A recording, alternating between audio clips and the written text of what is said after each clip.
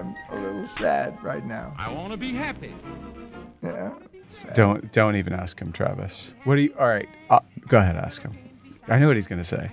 Why are you so sad? I need ratings. Oh, here it comes. I gotta have ratings. So you would stop crying if people gave you more ratings? I would feel so much better if people gave us ratings, Wow, that's a very quick turnaround. That was quick. That was pretty fast. Rate and review. Really rate and review. Makes me happy. Give the show 5 stars. And 5. That's 5. Not 4. Yep. Not 6. No, just 5. 5's good. I like 5. Adam. In all seriousness, it really helps people find the show, and we love to see your feedback. He never will cry, he never will sigh, 'cause he wants to be glad. Small-town girl Bonnie Lee Bakley always dreamed of marrying a movie star. Her obsession with celebrities resulted in 9 divorces, until Bonnie eventually married famous actor Robert Blake. However, Bonnie learned being close to the spotlight comes with consequences. Within a year of her marriage, her Hollywood dream came to a tragic end when she was found fatally shot outside of a diner in North Hollywood. From Wondery, The Execution of Bonnie Lee Bakley is a thrilling new chapter in the hit Hollywood and Crime podcast series. Robert Blake knew Bonnie spent most of her life as a con artist who dreamed of being famous. But when Robert Blake reluctantly let Bonnie stay in his guest house, it began the role he'd become most famous for, an accused murderer. Explore the darker side of fame. Listen to The Execution of Bonnie Lee Bakley on Amazon Music, Apple Podcasts, Spotify, or you can listen early and ad-free by joining Wondery Plus in the Wondery app. Adam! Oh, Whoa! Wow! Just wow! I'm gonna try and calm this down. Travis. Yeah, What's up? not much. Excellent. What's going on with Adam, man? I'm feeling good. I'm feeling fine. Caffeine, maybe? Throw some beer in with my wine. I think he's practicing for his new show that I'm trying to talk him into, which is Jews Read the News. Hello. No, it's not. No, it's Jews Sing the News. Oh, I'm such a dope. Go ahead, sing the news. What happened today, Adam? Another day of inflation. It seems like gas will soon have to ration. It doesn't rhyme. Things are not going well with the nation. That does rhyme. I think it's time for another libation. Wow. Nicely done, Adam. So what did happen this week besides Adam clearly losing his mind? Someone stole my recycling bin. That was a weird one. What? Yeah. No. Yeah. Scandal. Did they just have a cooler new one and you made yours disappear? I have absolutely no idea. They were really noisy about it. So yeah. No. I meant was it a scam on your part? You know how sometimes they do a reissue and then people who move to your neighborhood who are new, they get the nice new recycle containers and you still are stuck with your crappy old one? No, I hadn't thought about that actually. So this was legit got stolen. Yeah. Where'd it go? I have absolutely no idea. If it was stolen, how would he know where it went, Paul? Hey, you can find these things. Did you put signs up? Did you say, have you seen this recycling? Wait, are you the guy putting up the pictures all over the telephone poles asking people if they saw a recycling unit? Have you seen this used matchbook? I put up all kinds of signs. Have you seen my napkins? Speaking of recycling, we got any good password-related stories this week? They've found 24 billion credentials, being usernames and passwords on the dark web. That's Dr. Evil, pinky to the lips. I knew you were going there. Billion passwords. But I thought you were giving a list of who found them, like Minion A, Minion B, Adam's buddy from. You don't play golf, so I don't know where your buddy's from. From the gym. Adam's big on the gym these days. Yeah, I'm big on them. I pass by them. I think about them often. I occasionally show up. So my gym, every time you walk in, they have a new question. My son and I try to figure out the question. Most of the time we get it wrong, but every so often we get it right. Like, here's one for you. What's the fastest muscle in your body? The fastest muscle in your body.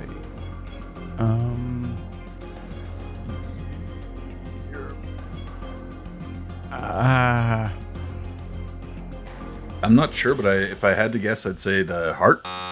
No. No. I'm gonna say the eyelid muscle. Close. It's the eye. That's not a muscle. Well, that's the question, and that was the answer. Damn.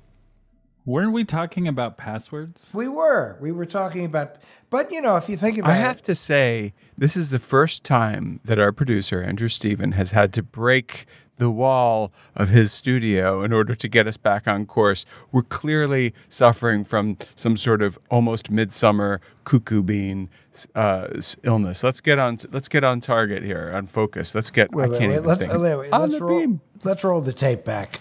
Cuckoo bean. I was wondering about that one. Cuckoo bean. What's wrong with cuckoo bean? What is a cuckoo bean? It's your head, man. A bean is a head, and cuckoo is what you are. Cuckoo bean. I take offense at that. That's not even a word. I take you as reference for that. So can you imagine 24 billion exposed passwords? There's not 24. But wait a second. There's not 24 billion people on the planet. That's correct. But you have lots of people who use multiple really stupid passwords. Like ha ha ha ha. Or 1, 2, 3, 4, 5, 6. Or just password. A password that a lot of children use because they have not been, like their parents, they have not the slightest inkling as to how dangerous a bad password can be. So the password will just be, 6 zeros in a row. It's definitely not that people haven't been told repeatedly not to use weak passwords. Because the attitude is, it'll never happen to me, so whatever password I wish to use, like, hello. They're talking about we're going to a passwordless future. Yeah, and I think it's a good move. In the moment, we're at a mindless present when it comes to passwords. 100%. I'm still skeptical that we're ever going to fully do away with the password. People have been saying that we're heading to a passwordless future for decades at this point, and it's still sticking around. So. Okay, so what would it look like? Let's talk about that for a moment. Do you have, I know that Apple and Google and several entities have said they would like to move in that direction. How would it work? One of the big ones that they want to use is for facial recognition. And I already use it. That's really going to be useful while COVID's bopping around. Except when Bo finally shaves his beard, then it will say, "Who are you?" No, actually, originally identity, and this is really a good little piece of information. I forget what the system was called, but it was the first kind of identity that was used in a widespread way was based on body measurements, and there were certain measurements like the length from your hand to your shoulder and around your head, a few other measurements that they used on prisoners to identify them because you couldn't fake it. You couldn't fake those particular measurements. And the same goes for facial recognition now. So my beard doesn't matter so long as my eyes stay relatively in the same place and my nose stays in the same place. It can still recognize me even with the beard on. So Adam, you're not going to, when you get those funny glasses with the big nose and the mustache, they can still tell who you are. Well, actually, what I'm most excited about is you remembered what we wrote in our book. It's true. That is something that we wrote. So it is sort of engraved in my head. You can find out more in Swiped, which has a password I can never remember. The book? Yeah, the book that I co-wrote with you. I don't remember the password ever. We had a password for the book we wrote? Did I say password? Yeah. You did. I need to go to bed. I meant subtitle. I meant subtitle. How to protect yourself in a world full of scammers, fishers, and identity thieves. All right, Travis, what's the subtitle of the book? How to protect yourself in a world of scammers, fishers, and identity thieves. No, a world full of scammers. See, right. I can never remember it either. I mean, for years now, and I cannot remember it.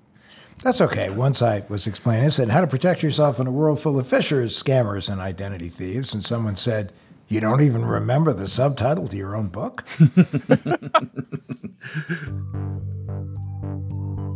Welcome to What the Hack, a show about hackers, scammers, and the people they go after. I'm Adam, cyber scam samurai.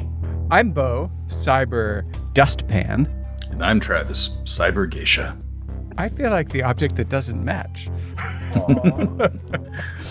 Yeah, and I heard samurai. I was assuming you're going to go for ninja or something. No, just dustpan.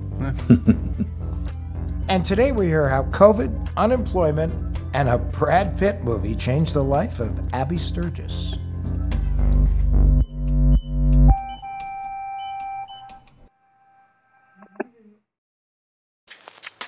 Private jets, 5-star restaurants, expensive champagne. How could they afford the luxury lifestyle? In today's world, the power of influence can be the quickest path to money and fame. But what happens when it's built on lies? Indeed. From Wondery, Scamfluencers is a new weekly podcast series that tells unbelievable true stories behind some of the world's most infamous scammers. Scamfluencers unpacks extravagant accounts of deception with co-hosts Sarah Hagee and Sachi Cool, who discover what drove these scammers to deceive others, why so many believe them, and how our culture allows them to thrive. Each season of Scamfluencers will immerse you in the shocking tale of a fraudster, their victims, and what happens when the facade comes crashing down. Listen to Scamfluencers on Apple Podcasts, Amazon Music, Spotify, or you can listen early and ad-free by joining Wondery Plus in the Wondery app.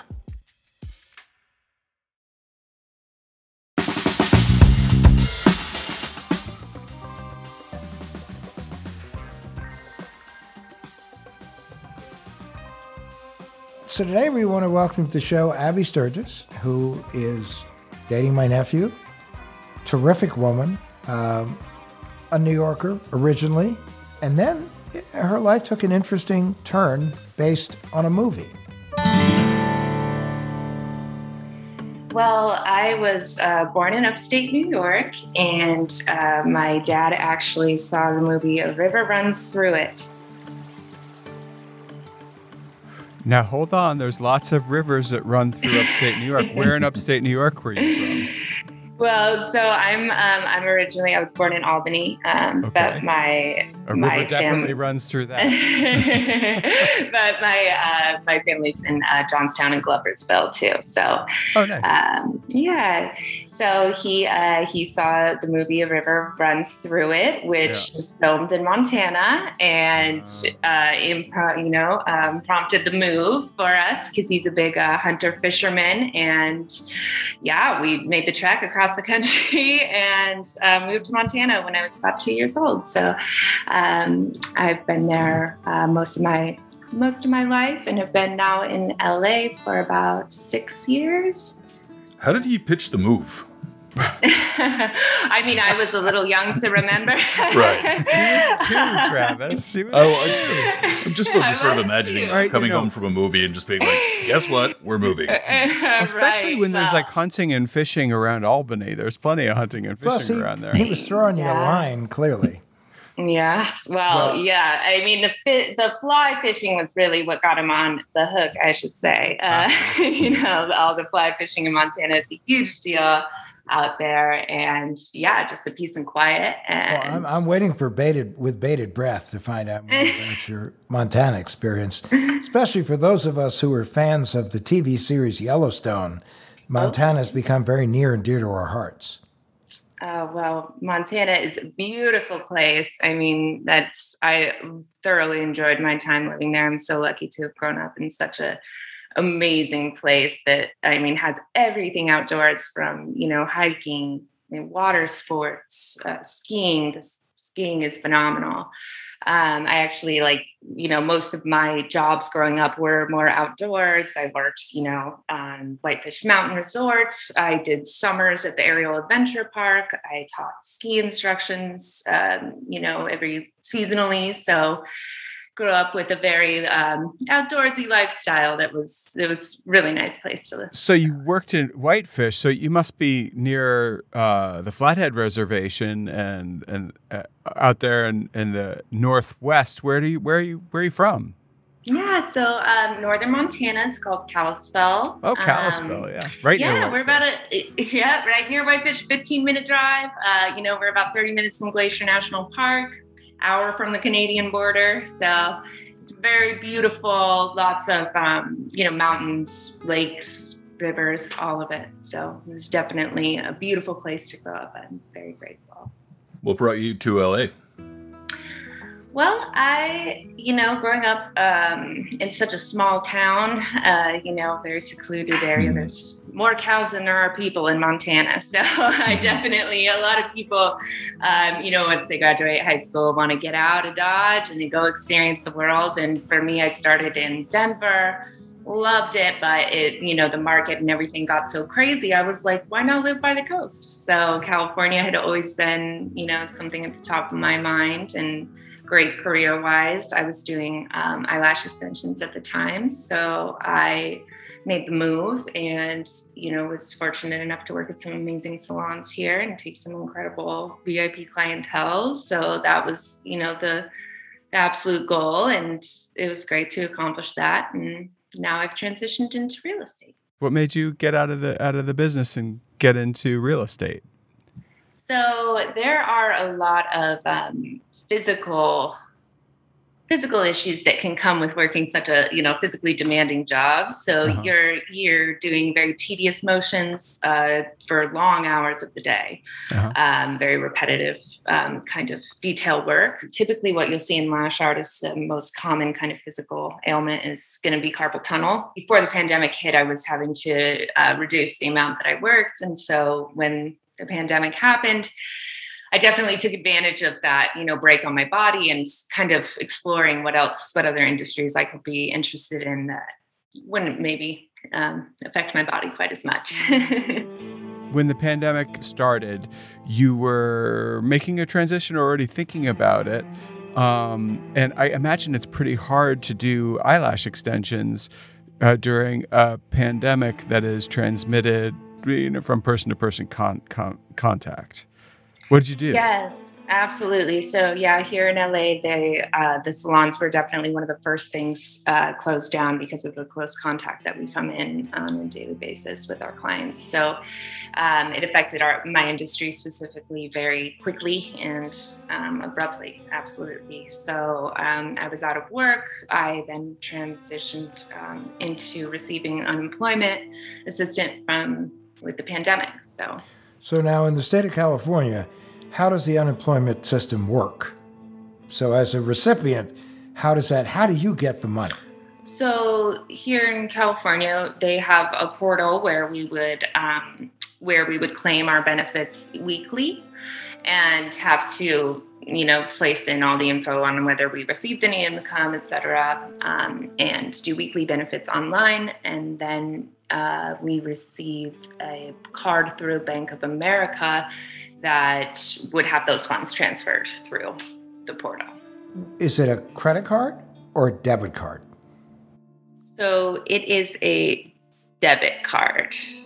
We had a PIN number, but it did not have a microchip. It only had the swipe.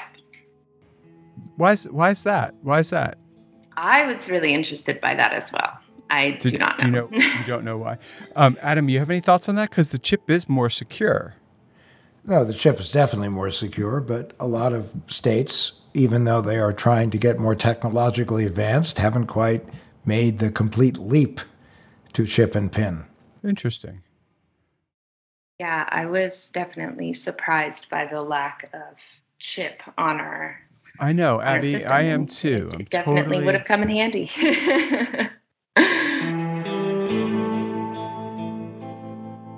And how easy was it to actually start receiving the funds?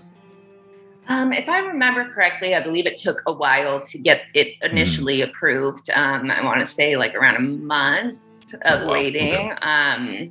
And then, throughout the process, typically, there would be, I would get it regularly. There wouldn't be too much delay, but every once in a while, I think it had to do with the overwhelming amount of applicants for EDD and like the, whatever money that they had designated for it. By the way, EDD stands for the Economic Development Department of the state of California. It slowly started to have issues with people. Like it would tell me, oh, claims have been approved for this week, but then I wouldn't get the money in my account. So, little things like that would happen and you'd have to call or email and try to figure out, where are these funds? Hey, what's going on? So little things like that definitely happened. And usually you could get some sort of contact and resolution around like 2 weeks if there was an issue with that. But it required a lot of holding time, didn't it? Kind of like your life is passing in front of you. Yes. And it definitely, throughout, as time progressed, it got harder and harder and more issues started coming up and, it would take longer, delays, and then people aren't responding to your emails and questions. So it definitely started a downward spiral with their system and communication with it. So. Is that something like, was the unemployment system sort of broken to begin with, or was it just having that many people with losing their jobs due to COVID? So I'm not 100% sure, but I do, I wasn't on unemployment before the pandemic, but from what I read and understood of when this was happening specifically in California, I do think it was a lot of issue with the way that they dispersed the money and the fraud. From what I understand, there was, like a ton of fraud cases happening on a larger scale.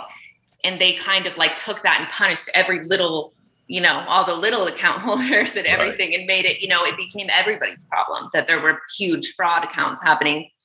When you called in, were they responsive to you? No, you would be on hold for days. If not, could you get through to those systems where sometimes they just hang up on you? Absolutely. So like I said, in the beginning, they were better about responding, at least via email. You could get some sort of like communication and on the EDD portal itself. But when you tried calling, it just progressively got to the point of absolutely, they would hang up. You can, no matter how many times, no matter what time you called, no matter, how long you were on hold, it could just hang up at random or it would do it right away. You couldn't even be on hold. It was so long of that, especially when I had my fraudulent thing happen. It was at its worst. Absolutely. And when I recall when I was, this was happening and I was researching it, the only way people could find out anything was just by other recipients talking to each other on Twitter and social media. That's the only way I knew. I had to go on social media to see if anybody else was going through what I was, because I was just getting so many people, thousands and thousands of people in the exact same situation. I've claimed my benefits. I haven't gotten anything. They won't answer the phone. It's been 4+ weeks. I have rent to pay. Nobody's answering. Nobody's getting back. It was, constant for so long, for so many people.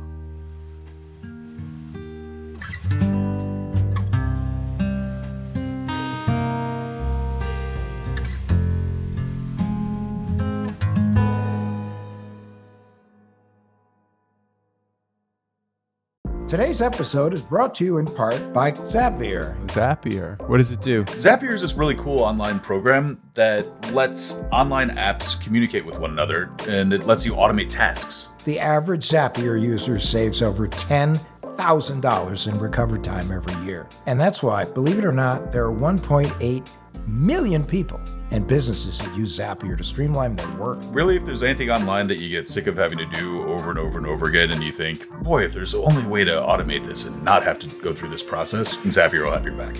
You guys know that I have worked a lot with coding in the past.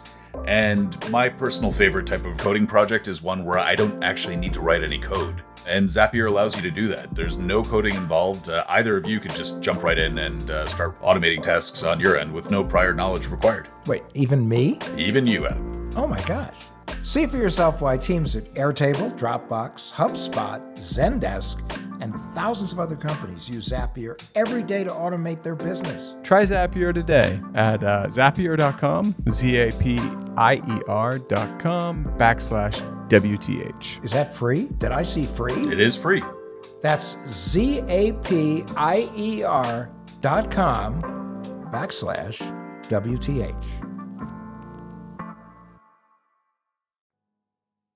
Blanca Martinez, like many other Californians, has a big problem with EDD. I was going to do my last certification, but come Monday morning, found out that my account was pending. She called EDD right away. Even though she had been collecting benefits for much of the pandemic, she was at first told she'd need to recertify her identity. She did so right away. But after further back and forth with EDD, the woman on the other end told her it was more complicated. She did mention the words to me that it's not only proving my identity, that there was fraudulent activity. Blanca says she was told by EDD not to call back because the people that verify my identity is a whole different department, and they do not take calls and they do not get messages, and they have 10 to 12 weeks to verify my identity. And we reached out to EDD, who said that they're inundated right now, and the soonest they'll be able to provide new details is this coming Thursday.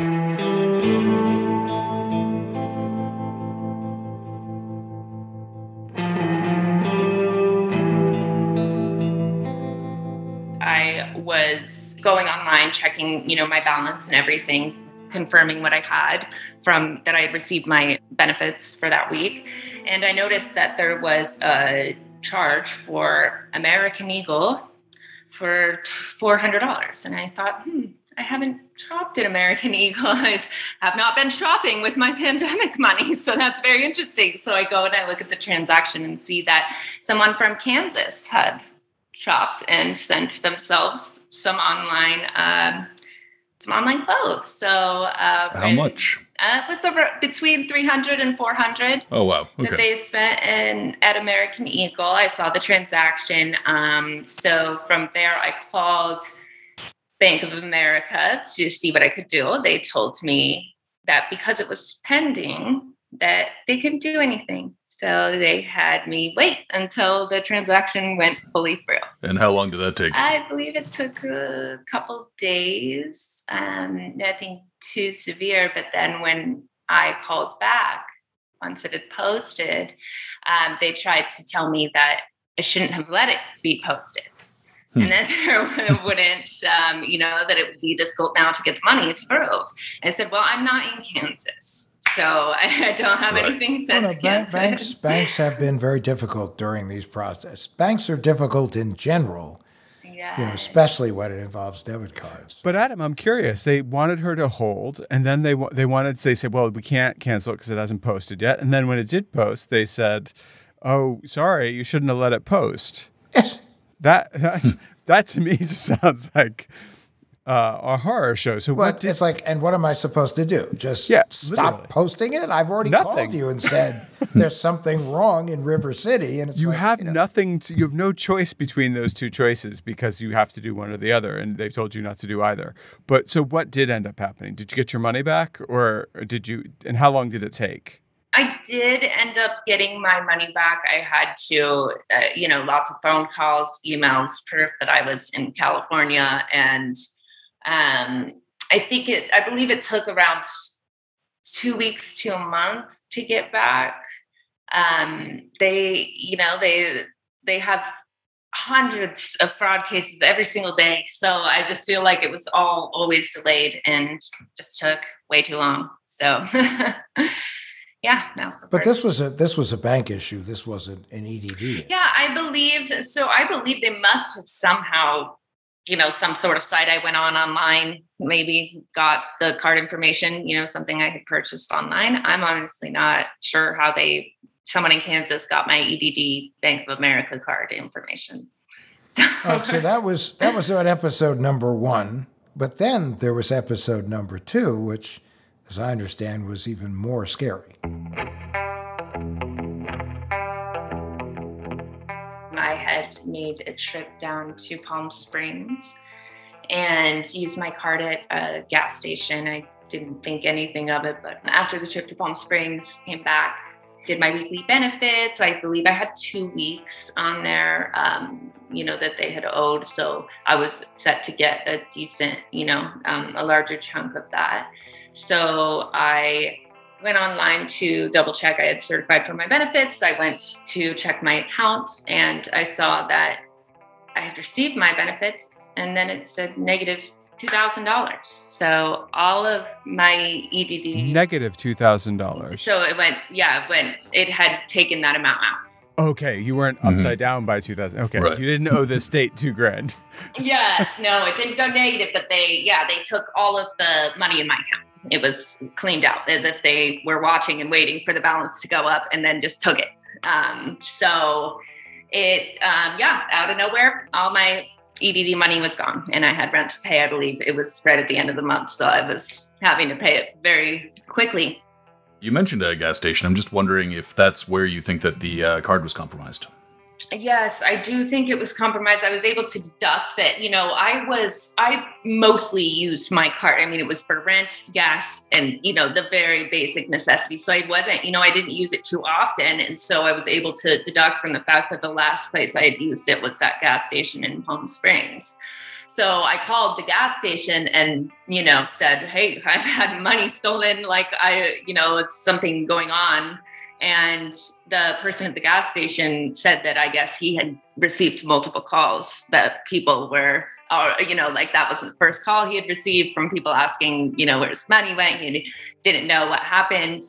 So I personally, I don't know if it was the store employee who had put it on, but it turns out that I guess it was something called a skimmer.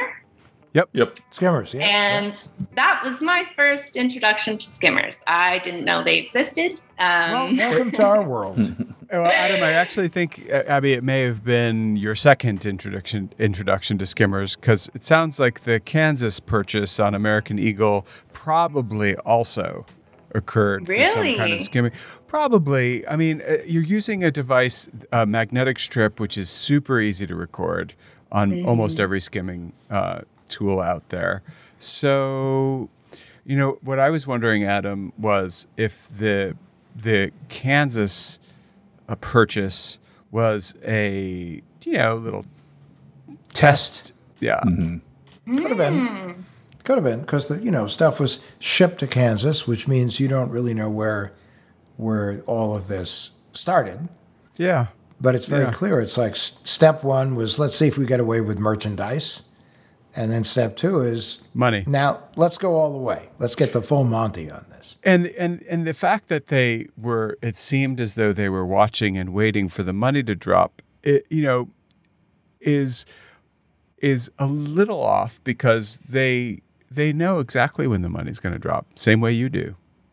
That anyone going after this money is aware of when the government, is going to put that money in your bank account, in your debit card account. And so the question becomes, what kind of pond scum does that? Yeah, that was definitely a real shocker for me. I of course know that people get scammed a lot, but I was, just shocked to think that there's people out there who would take from people in such need, in such a hard time for the whole entire world. And, I shudder to think of people, I am so blessed to have support from my family, from my friends and people who helped me through that situation. But thinking of people who don't have that kind of support, who have kids that they have to, they have to feed, they've got rent, they've got bills, they don't have people who can help them and support them through something like that. It ruins so many lives. I only imagine. So now you find out your 2,000 is gone. Now what? How'd you feel? What'd you do? Devastated. Definitely had a little bit of a How'd you meltdown. feel? There's Adam. How'd you feel? What'd you do? It was hands down, the most stressful time, I think, in my adult life. I had a steady career of lashing. The pandemic hits. Everything changes. My whole adult life has changed overnight, essentially. The workplace, everything has changed. And then you're relying solely on the government to get you through it. And I've never been in a position like that, so vulnerable, so dependent on a system's help. And then to have that system just totally backfire and, make your living situation near impossible. It was so frustrating and disheartening. And, I spent hours and days on end on the phone, just crying and, just having so at my wit's end with this. So, just with no response, no, government didn't care. It was a mess.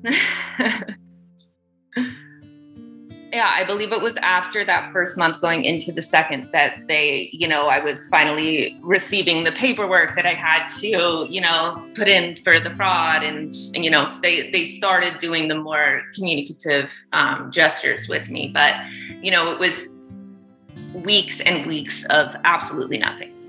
Calling, getting hung up on, couldn't even reach any sort of system, no response to my emails. And all I could do was look on Twitter and see what everybody else was saying. And it was the same thing. Nobody was answering in California. Nobody. Did your weekly payments continue to come in? I mean, this 2000 was gone, but did they continue to come in?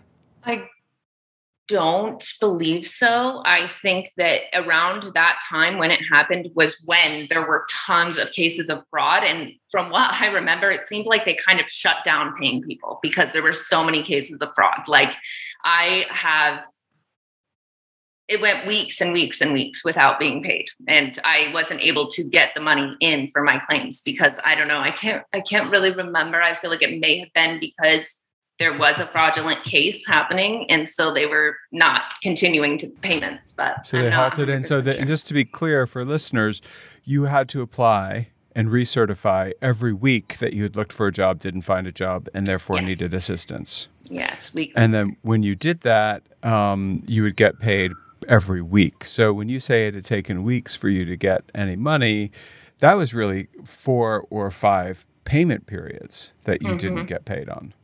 Yes. And, like I mentioned before, I was fortunate enough. I had my family's support and they helped me through that time. But, there was rent and bills due that I wasn't able to pay because they weren't answering, they weren't getting back, and did nothing to help my situation. Yeah, because it's not like the bills stop.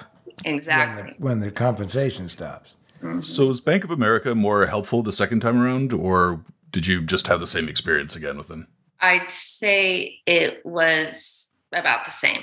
They, like Bank of America and the California EDD, it was almost like it was a team effort to not answer anybody's questions or concerns.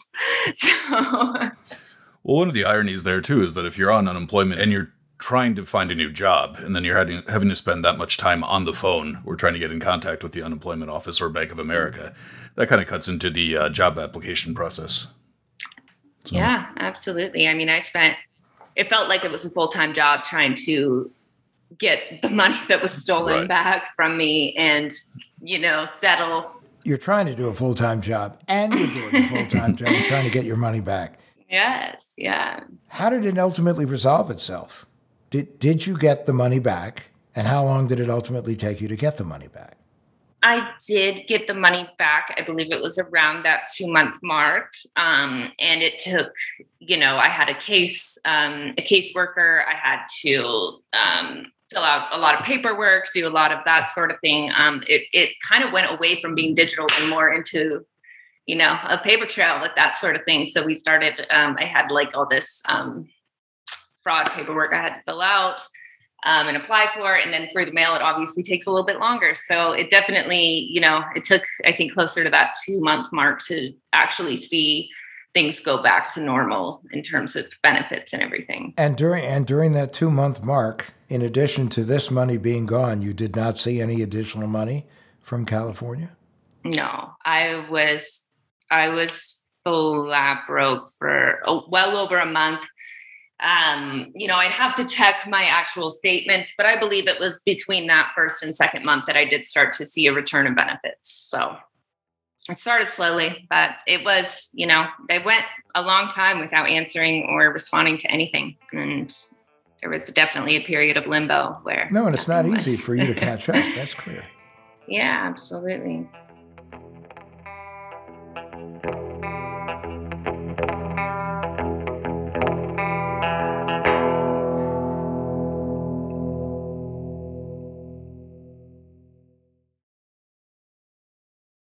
According to comparecards.com, 23% of Americans have been the victim of skimming at the gas pump. That is up 8% from last year. Was there anything that you got out of the experience that if you're to say, okay, if I had to go through this process again, I would do this differently? Or was it just pretty much a, complete and utter cluster? I would say it's definitely a little bit of both. I feel like I learned a lot. Like I had mentioned, I didn't even know what a skimmer was before this happened. Growing up in small town Montana, I mean, these kind of frauds are not really common. I didn't even know that existed. Most people think a skimmer is something you use to clean the top of a swimming pool. So. Yep, that's what I thought. But yeah, no. So I learned that. I feel like a lot more emphasis on me needing to continually check your accounts, make sure that everything is correct, be on it if there's a charge that you aren't familiar with, making sure to always be checking. That's something that was a big lesson for me. I think over $100 billion worth of unemployment compensation, in fact, much more than that, disappeared during COVID, and that a lot of states are in the process of still clawing that money back along with the federal government. Now, is that PPP money as well you're talking about, or are you talking about unemployment? Unemployment benefits, as well as, I believe the federal government was also providing extended unemployment benefits. Yeah, they were. Yeah.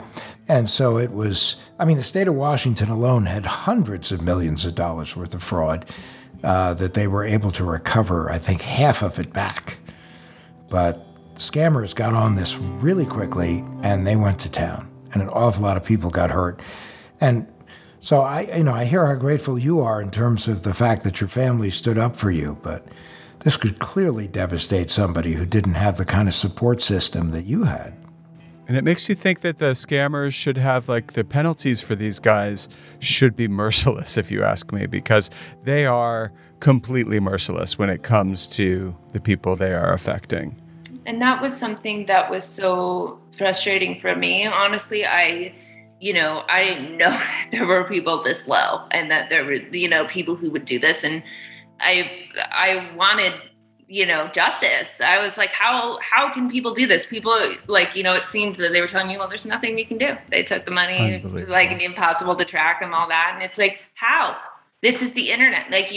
There need to be consequences for this. They should absolutely be punished to the highest extent.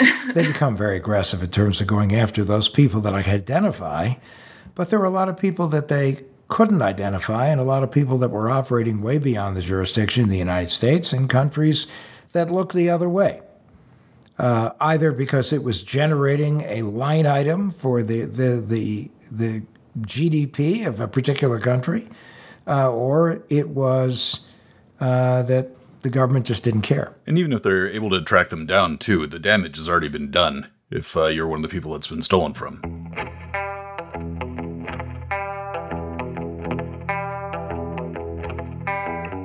We truly appreciate you sharing your story with us and our listeners today, and we can't thank you enough for taking time and being with us. Absolutely. Thank you for having me. I'm happy to share my story in hopes that people can learn from it. Absolutely.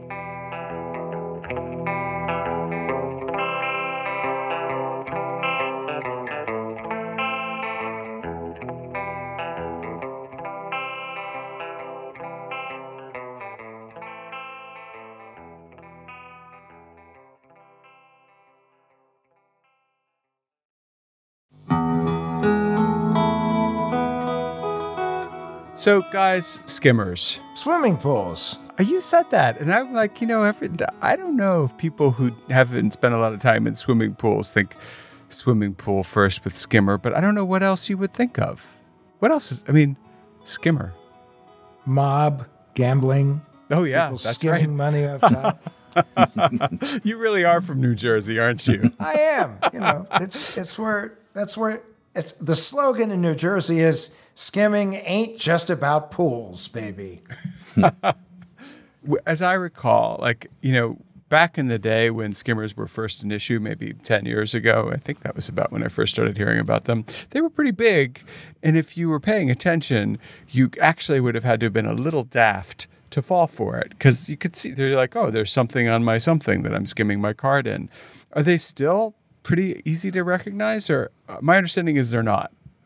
No, they're not. They're really low profile. From when we had Brian on a couple of weeks ago, one of the things that Brian Ebert, one of the things that he said was that unless you're specifically looking for it, you would never notice it. They're small. They fit right over the card slot, especially on a gas pump. And yeah, you would be none the wiser. Especially at a gas pump, you're kind of distracted. Right. But I heard Brian talking about that, but I still feel like I would see it. I feel like you would see some sort of little nubbin sticking, a little bit of the profile would be a slightly wrong, and you'd clock it. Are you saying that there's something that fits inside of the card slot that is so small that you wouldn't be able to detect it? I just don't buy it. They fit over it, so that's the thing. But it's not that you're seeing something that's in the card slot. It covers the card slot. But it looks just like the card slot. Right, exactly. So it's like the fake website landing page that you get from a phishing email. Right. You also have to think about the context. When you go and use an ATM machine, you're kind of really focused because you got to come up with a variety of different things in order to do it right. How much you're going to do. So you're thinking about money. At a gas pump, well, now you're thinking about money, but at a gas pump, you're in the middle of a trip. You may have to run to the restroom, so you just want to get it in, get the pump going, and then leave your car and go into the gas station. Or you want to get food, or you're thirsty, whatever. So you're thinking about 5 or 6 different things. Just it's a different environment than when you're at the ATM machine. And Adam, so I'm so happy to hear that. I know that's how you operate. I'm going to have to put someone on you next time. If you leave your car alone at the gas station and go in and do stuff? No, I don't. But it's a lot of other people that do. I watch them do it. I gotcha. All right. Well, that's a drag because I like your car. Just like my watch that you've been trying to steal for 7 years. For listeners who don't know, whenever Adam is relaxing and thinking, I like Bo, I put my hand on his wrist to say I like him too, and then I try to take his watch.